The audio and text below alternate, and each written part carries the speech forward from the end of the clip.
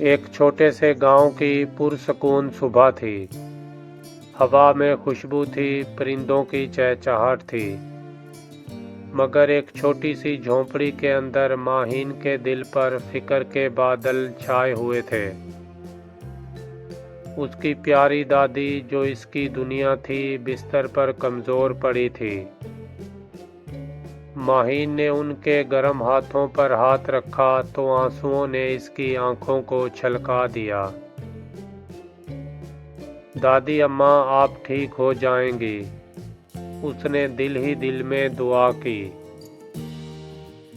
رات کا سیاہ پردہ چھا گیا تھا، گاؤں کے لوگ سو چکے تھے، مگر ماہین کی آنکھوں میں نیند نہیں تھی۔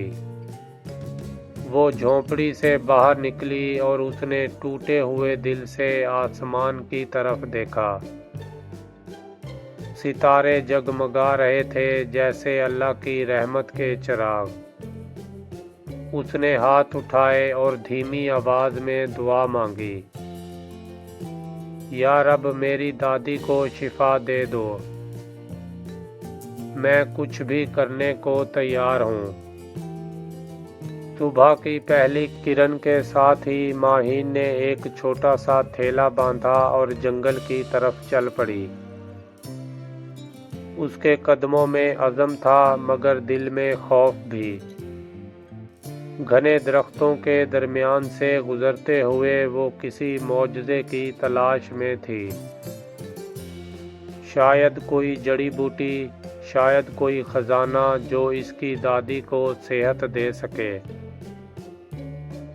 اچانک جنگل کی گہرائیوں سے ایک نیلی روشنی چمکی۔ یہ کوئی عام روشنی نہیں تھی، یہ جادو تھا، راز تھا، یا شاید قسمت کا اشارہ۔ ماہین نے دل میں ہمت جمع کی اور اس روشنی کی طرف بڑھی۔ ہر قدم پر اس کا دل دھڑک رہا تھا۔ کیا یہ کوئی خطرہ تھا یا اس کی دعا کا جواب؟ اور پھر ایک حیرت انگیز منظر، ہوا میں ایک خوبصورت نیلی پری تیر رہی تھی۔ اس کے پروں سے چمکدار نیلے ذرے گر رہے تھے اور اس کی مسکراہٹ میں سکون تھا۔ ماہین حیرت سے کھڑی رہ گئی۔ پری نے نرم آواز میں کہا، تمہیں کچھ چاہیے ہے نا؟ میں جانتی ہوں، مگر اس کے لیے تمہیں 3 آزمائشوں سے گزرنا ہوگا۔ ماہین نے بہادری سے جواب دیا، میں کسی بھی آزمائش کے لیے تیار ہوں اگر اس سے میری دادی ٹھیک ہو جائیں۔ پری نے مسکراتے ہوئے اپنا جادوئی عصا گھمایا اور کہا، پہلی آزمائش ہمت، دوسری ایمانداری، تیسری محبت۔ اگر تم پاس ہو گئی تو تمہیں سونے کی چڑیا ملے گی جو ہر آرزو پوری کر سکتی ہے۔ راستے میں ماہین کو ایک زخمی ہرن ملا جو درد سے تڑپ رہا تھا۔ اس کے پاس صرف ایک ہی دوا تھی جو اس نے اپنی دادی کے لیے بچا کر رکھی تھی، مگر ماہین نے بغیر سوچے ہرن کے زخموں پر دوا لگا دی۔ اچانک ہرن کی آنکھوں میں چمک آ گئی اور وہ ایک جادوئی روشنی میں تبدیل ہو کر غائب ہو گیا۔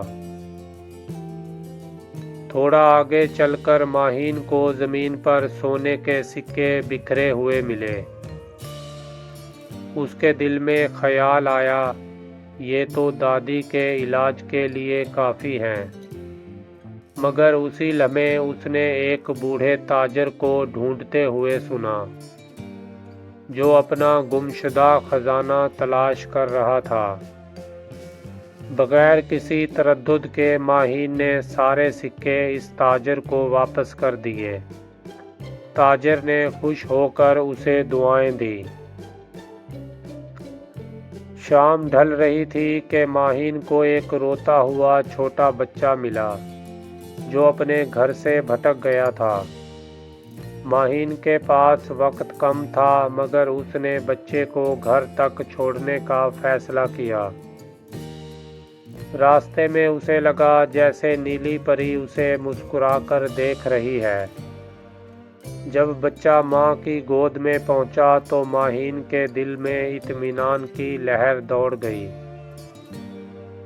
اچانک نیلی پری دوبارہ ظاہر ہوئی اور بولی، تم نے تینوں آزمائشیں پاس کر لی ہیں، تم سچی، ہمت، ایمانداری اور محبت کی مالک ہو۔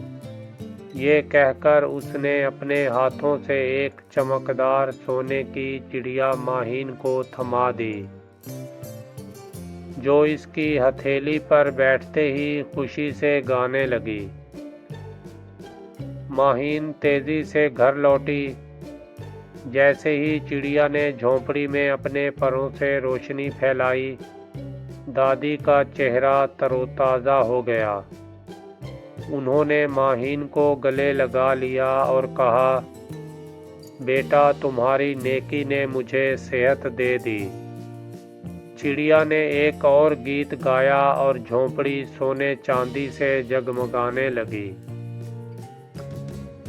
اب ماہین اور اس کی دادی خوشی سے رہنے لگے۔